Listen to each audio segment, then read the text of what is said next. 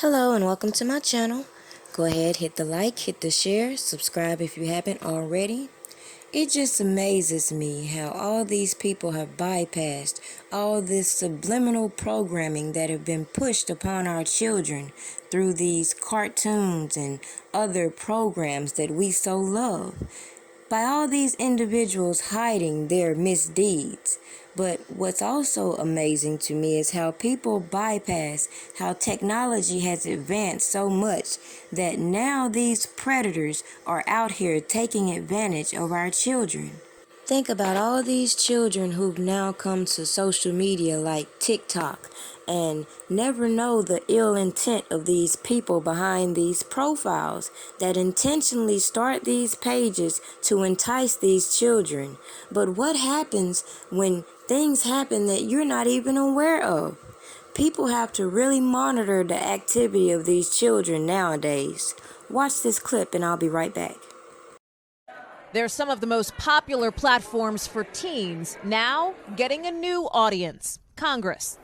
Parents of America cannot trust these apps with their children. Your parents. How can you allow this? The companies, TikTok, Snap, and YouTube, facing questions about how well they protect children, with the spotlight even hotter on big tech companies after the explosive claims made by a Facebook whistleblower just weeks ago about how that site and its apps affect teens' mental health. And while Facebook was not a part of this recent hearing, Facebook.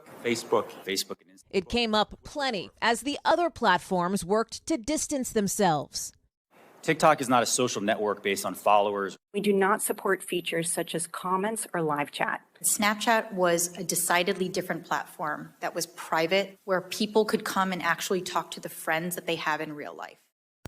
Isn't it interesting? These people that develop all these programs want to sit here and act so naive as to they never expected people to manipulate their programs, their platforms for ill intent.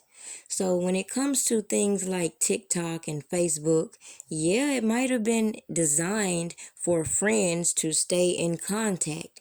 But what happens when terrorists and other predators manipulate the use of this technology and use it for ill intent?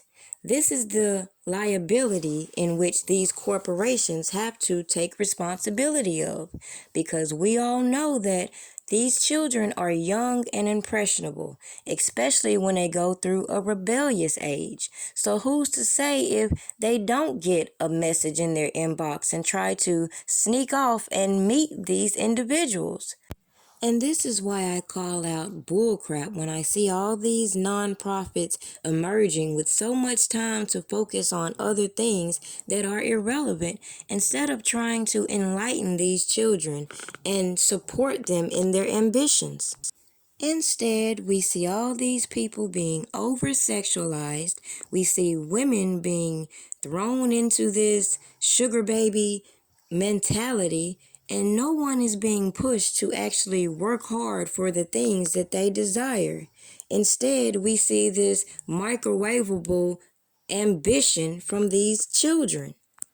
And what I mean by that is real simple. A lot of us from the 80s and 90s, we know that our parents had to work hard and even struggle for our upbringing. But nowadays, there's so many people trying to finesse and scam. The whole idea of working hard is pretty much out the window for these new generational children. So with that being said, what is going to happen to help prevent all these predators from targeting the disadvantaged? I'd like to thank everyone supporting the channel, and just to invite you to go and check out my site if you haven't already, pdpastries.com. We all have a dream, and as you can see, I intend to use my pastries to fund my own company. Cookie, I'm a cookie monster. Break your back, crack it open like a lobster.